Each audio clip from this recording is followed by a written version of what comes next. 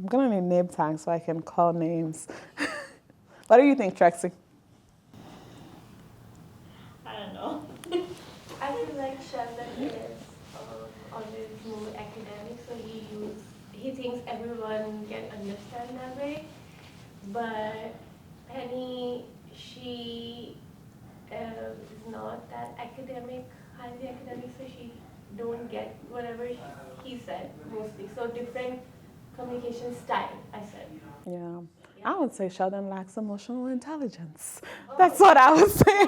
I would say Sheldon, this was not the time to be an academician for Sheldon. So this was a very like non-effective communication because Penny knows who Sheldon is, so Penny could have also communicate like they both were communicating non-effectively with each other in the context that they both know each other really, really well. So this was very non-effective. And so when it comes to some barriers to effective communication, we have preconceptions and assumptions, like just what you were saying, assuming that, someone will understand us. And we want to be very precise because precision of communication is important. It's more important than ever in this era because error trigger balance, and when a false or misunderstood word may create such a disaster as a sudden thoughtless act. So, like I was saying earlier, it's better to think through what you are saying instead of just saying it. And usually, too, based on the different identities that you have, that can also lead to communication barriers. Like you were saying, Sheldon was like very research focused, a scientist. So his identity as a scientist sometimes can actually get in the way of him being an effective communicator because he just makes a lot of assumption and he think you're an idiot if you don't understand him, right? That's why I say he also lacks emotional intelligence. And we have noise and distraction, like we talked about earlier, emotions and stress. When we are very high on emotions, whether on the positive side or on the not so positive side, we communicate differently. And stress also affects the way we communicate. Sometimes I tell people it's not you, it's me, right? And also language or cultural differences. So that's a big thing because here at UNLV, we have so many people from all over the world. And I even say, even people within the same cultural background can still be very different. Like I have two siblings. All of us are just so different, and all of us are communicate so differently. For my younger brother and I, we are closer in age than my sister and I. My brother and I, we did almost everything together, but we have a 5-year gap in between us, and we were raised together. We don't act the same. We have the same cultural background, we have the same family background, we have the same socioeconomic. But if you put us in a room together, we're like, are you guys really siblings? I mean, we look alike, so you'll be able to tell that we are siblings. But like when we speak and the way we act, you'll be like, I don't know if you guys are actually related because we are just so different. So we are going to be different. There are going to be cultural differences. And when it comes to cultural differences, I think we also have to be mindful in the way we receive communication from someone that's in a culturally different background than us. For me, I'm from the Caribbean, I'm from Haiti, and there are certain ways, like when I communicate with any authority figure, like I have a very high level of respect for anyone who's my boss or anyone, that's older than me. That's a cultural difference that I have. But certain people, that's not their cultural background. That's not the way they were raised. So for them, it's just very different. I remember when I first came in the US and I went to school and the way people would talk to their professors, I'm like, it's crazy. You guys feel you that comfortable to talk to a professor that way? Wow, America is different. So that was a culture shock for me because I'm like, I would never even think, like, it's not that I would never do it. I would never even think about it. Like I would never even think to speak to a professor in this way because in my country we respect our professors and we respect anyone that's older than us. It doesn't matter like if you an authority figure, if you're older than us, I don't even, it's now that I call people that are older than me by their first name. I don't even call people, it's still uncomfortable. Like some of my family friends, I still don't call them by their first name. I still call them ma'am or sir, or I call them auntie or uncle because it just feels wrong to call them by their first name, right? But in the workplace, I can't come and call my boss auntie. She's gonna look at me crazy, right? I can come and call them that, right? But those cultural differences, knowing that they exist and being open to them is also going to be important. And also judgment, right? Fear of judgment can also be a great barrier, but I like to tell people just be yourself and you will be accepted in the right room. You don't have to change everything about who you are to fit in a specific room. You just have to be yourself, and then the right room will accept you for who you are. And skills, and when it comes to, well, graduate school or college is, oh, I should have taken that out, but for my other class. But we want to be able to participate in discussion, working in groups. When it comes to working in groups, different people feel differently about working in groups, especially group projects, because your work can suffer, or someone else will take the lead, or someone else will do more work. I'm sorry to tell you, that's how the workplace is. like working full time, sometimes you might do more work than the other person. So that's one way to actually get to practice your communication skills, and also talking to your professors. Your professors are there because you are paying student fees. That's why we have a job, is because you are paying student fees. So I encourage you to talk to them if you ever have anything that you have questions on. And also making new friends. When your communication skills is great, you are able to make friends better. Maybe you guys don't need any more friends, but maybe you just need community and you just need support. But communications is important when it comes to friendship.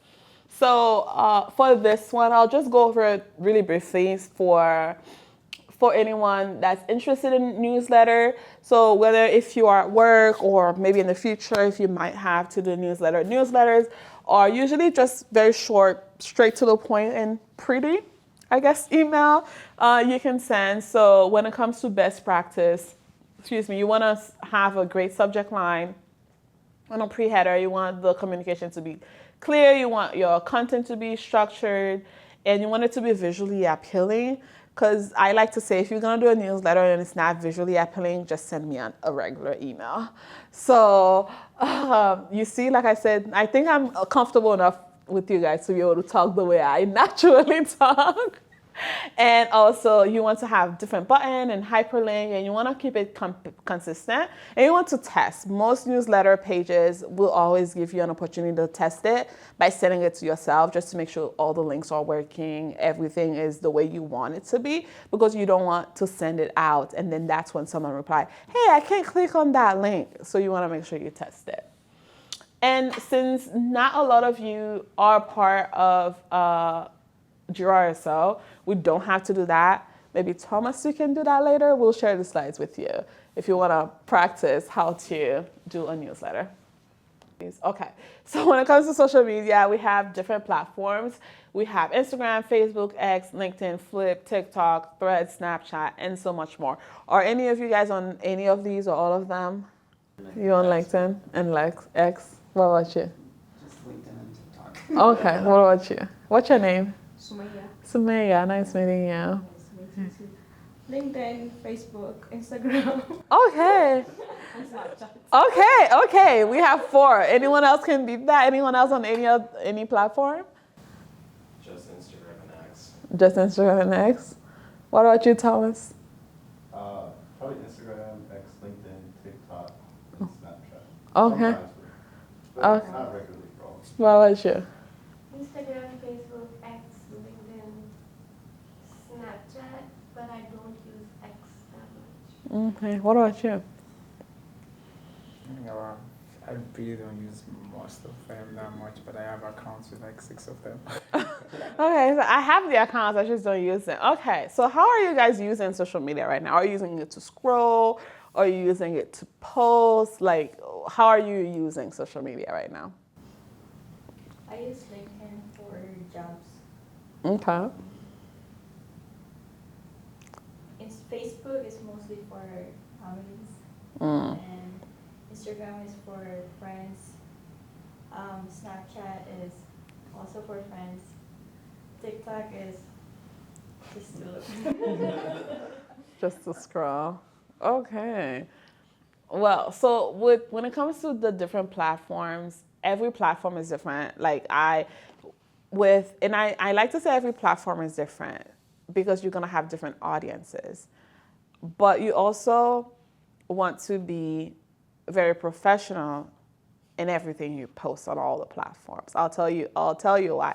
You don't have to post you in a suit or in a dress on all of the different platforms. What I'm saying is that anything you wouldn't want your employer to see, you probably shouldn't post it on social media. Right? So the thing is, you can have a great time. You can post things. There's certain things, post it on your stories, only to your close friends, and in 24 hours it's gone. Right? So anything you wouldn't want an employer to see, you don't want to post it on social media. And if you are going to use social media to actually advance your career, I would also advise to actually post consistently. Because if you're gonna say, okay, I'm gonna build my portfolio on LinkedIn, I'm going to be showing the different professional developments I do, I'm going to be showing all the workshops I do, or I'm gonna show myself in the lab or at my internship. If you're gonna use LinkedIn as a way to build your portfolio and keep people engaged, then you should be posting consistently. But it doesn't sound like you guys want to post consistently, so we don't even need to go into social media strategy, because another part of this was to go over different social media strategies. But maybe you guys are not my crew for that. You should go to the next one, please. So we're gonna do this, but we don't have to, since you guys already have social media. And yeah, you don't need to do that. You don't need to work on posts. So for me, I usually do social media reports, because that's actually part of my job, is to manage the social media platform with the graduate college. Oh, by the way, are you guys following us on all platforms? Yes? I didn't see enough head nods. So right now, pull out your phone and follow us on Instagram, on Facebook, like us on Facebook. Is it like or follow on X? I don't even know. And and then also on LinkedIn. So we are on LinkedIn, we're on Instagram, we are on Facebook, we're on X. So you can follow us. It's UNLV Graduate College. So give you guys a minute to do that. It's part of my job is to increase our engagement. So anytime I get to speak, you guys get to listen to that. Well, thank you guys for following us. Next one, please. Oh yeah, I wanted to say something about report really quickly.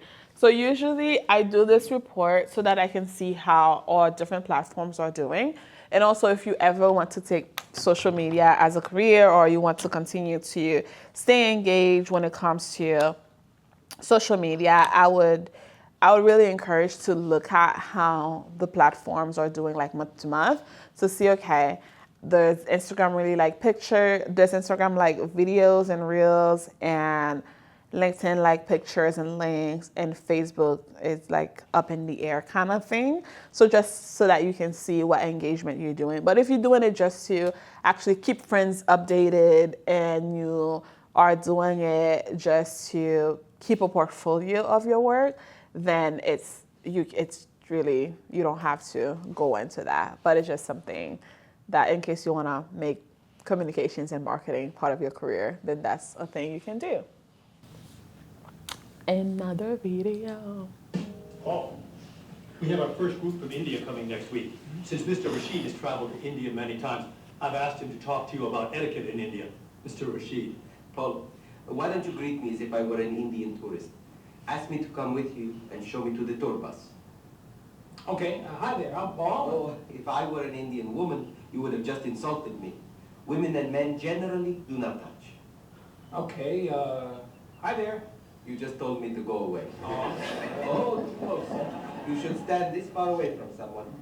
Instead of shaking hands, do this and say, Namaste. Namaste. Excellent. Now, tell me to come with you to the tour bus. Okay, come with me. This is a rude gesture in India. Do it like this. Come with me. Good. To the bus over there. I know, I just insulted you. Pointing with your fingers is considered impolite. Use your chin instead. To the bus over there. I'm never gonna get this. You're doing wonderful. Thank you, Mr. Oh, too close.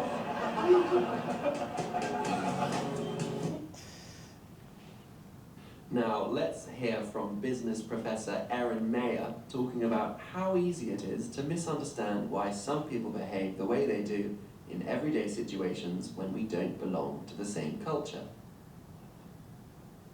A while ago, I was in Dubai, and one of my students, my Emirati students, was driving me home after a session, and the car stopped at a light, and she rolled down her window, and she started shouting at someone outside of the window, this guy who was crossing the street with a big box of cloth. And he started shouting back, and she opened up the door, and they started gesticulating and shouting at one another, and I thought, wow, they're having a huge fight. I thought maybe he was gonna hit her. And she got back in the car, and I said, well, what were you fighting about? And she said, oh no, we weren't fighting. He was giving me directions to your hotel. And I thought that was a great example of how someone from another culture may misperceive or misunderstand something as a fight, when in fact they were just being emotionally expressive. Have you guys ever had an encounter with a difference in cultural communication? Anyone want to share? No? Was it a good encounter, a bad encounter, a neutral encounter? I think, well, for me, like, it was a language barrier. So, like, with my dissertation chair, he's from Mexico, and although I'm Mexican, I'm not fluent in Spanish either. So, basically, we've had to learn how to communicate in ways that we both can understand, while still trying to, move my dissertation along. But it's been a good experience, learning experience, but there are those cultural barriers. Like, for example, another example that I have, there's one of my colleagues is a grad assistant as well, and she's from Uganda. And so she didn't really understand even what a bagel was, what is a bagel, right? And that's just a food, common food that we eat out here in the United States. And so she wasn't even familiar with that, so just kind of making sure we meet them kind of where they're at, and communicating, sending and receiving the messages is important. Yeah, thanks. Yeah. And then we were doing an international MBA trip to Morocco this summer, so we had to learn some of the phrases to kind of interact with people there. And sometimes on the streets they're like selling you stuff, and if you don't want it, you're supposed to say "La shukran," which means no thank you. But I forgot the law part, so I just kept saying shukran, which just means thank you. So they were confused. They thought I was trying to buy like everything that they were offering, and I was trying to, so the one word, like you were saying before, one phrase or one word, if you butcher it, it could give it a completely wrong impression. Yeah, thank you for sharing. Anyone else? Yeah, go ahead. I had it was terrible actually. I was in Mali one time, and because we speak different language, they speak French, and I had an encounter with somebody. I was staying in his place, and because of the language barrier, I was trying to explain something happened, and he was like, "No, you're being rude." I'm like, "No, you're not listening to me. I'm trying to say something." It's like, "No, I don't want to do this. I don't want to do," and I was like, "Can you just hold it and just hear what I'm saying?" But it was like I was talking to a wall, and I don't know, it was just each word I tried to communicate in English because he doesn't really understand English, and I don't know how to speak French. So it was just, and I really wanted us to have a good friendship, but it had to end because of that. Yeah, international communication, anyone else want to add anything? Okay. Oh, wait, no. I have something else to share. So when it comes to international communication, one of the things that I always want to emphasize when it comes to culture, something may be acceptable to you and it may be actually disrespectful to someone else. I know the video was a little funny, but for instance, in my culture, you hug and kiss everyone on the cheeks, right? Culturally, that's what we do. If you get into a room, even when I was younger, if you get into a room, you go around and you give everyone a kiss on the cheeks. Like that's what you do. Like in the Haitian culture, that's what you do. That's how you greet people. And to not do that, especially to your elders, it's disrespectful. Like you get into a room and you just say hi or hello. Huh, who do you think you are? It would be what my aunts and uncles said. Like, she thinks she's an American now? Like, what? So that's what they would say, because we don't do that. We don't just say hi. We don't just say hello. Like, we greet. That's how we greet. But to some other cultures, if you just go and, hug someone you don't know, it's like, whoa, too fast, too close. Like, keep 6 feet away from me, right? So even something as simple as this, because for me, when I came to the US, that's how I greet people. And I had to learn very quickly that is not how we greet people we don't know. So I had to learn very quickly, because in Haiti, you don't need to know the person. Like, you just met them, but you already know them. Like, me meeting you for the first time, this is me knowing you. That's how Haiti works. Like, so if you know somebody I know you. Like, I know you now. That's kind of like how my culture is. So I think when it comes to the professional world, that's something that we have to keep in mind, because if either you're working now or you're going to be working in your career, you're going to meet different people, and it's really good to observe. In the beginning, you want to make sure that you are observing, because people will tell you.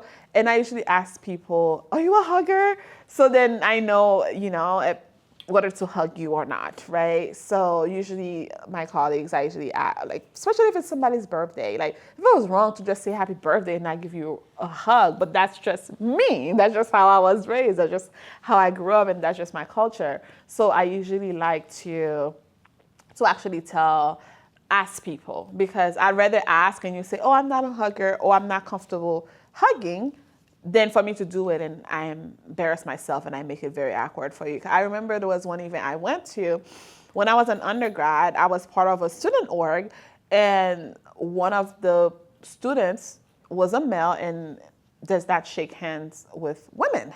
And I did not know that. So I was shaking everybody else's hand, and I shook his hand. I was shaking his hand, and I was like, okay, moving along. And then afterwards, he came by to say, I didn't mean to be disrespectful, but I don't shake women's hand. That's not my wife. I was like, got it. I wish I knew that before, but that's okay. I understand. So we also want to make sure that we are listening, and we don't make assumptions as well, because sometimes we can just think someone have ill intention when they don't. It's just who they are. It's just like what their culture are.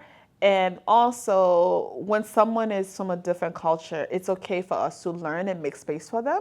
But if someone is also from another culture, it's okay for them to learn and also adapt. For instance, for me, I'm not from the US, I'm from Haiti, so I had to learn the culture and adapt to how it is. But I still sprinkle a little Haitian to the US culture every time I get a chance. So I love books. And there's 3 books I want to recommend to you. Building a Story Brand by Donald Miller. It's just about branding. Whether you're thinking about branding a business, if you're doing an MBA, what are you thinking about branding yourself? So it's a very good on branding in general. And Made to Stick, it's really a great communication book to it actually talks about how to make your story stick. Whether you're going to do a presentation, or you are going to, whether it's you're going to defend your dissertation, whatever it is that you're going to do. This book talks about, it's not an academia book, but it's a generic book on communications, how to make your story stick whenever you speak. And a bonus book is Deep Work by Carl Newport. It's really a book about just how to keep yourself organized. It actually is very against email, but I think that book was written so long ago that some of the things will be very archaic, but they're still valid. Like, I still apply a lot of the things that he says. I like to test theories. If you tell me something, I like to test theories, and I do it. And actually, I'm more productive because of it. I think that's all I have for you guys. I'll leave you with some tips. You want to be clear in any communication that you are giving as the sender, because just because you told me something doesn't mean that I heard it. Just like for this workshop, all of you heard me, but all of you will comprehend certain things differently. All of you will get something completely different from what I just said. And you want to tailor your message based on your audience, and you want to be consistent throughout everything that you do. Now it's time for this. Oh, okay. So with Donald Miller, which is the author of Building a Story Brand, he says the clearest message will always win. So the clearer you are, personally, professionally, the better it's gonna be for you. Like, the better it's gonna be, the clearer the message is. And I think that's all I have.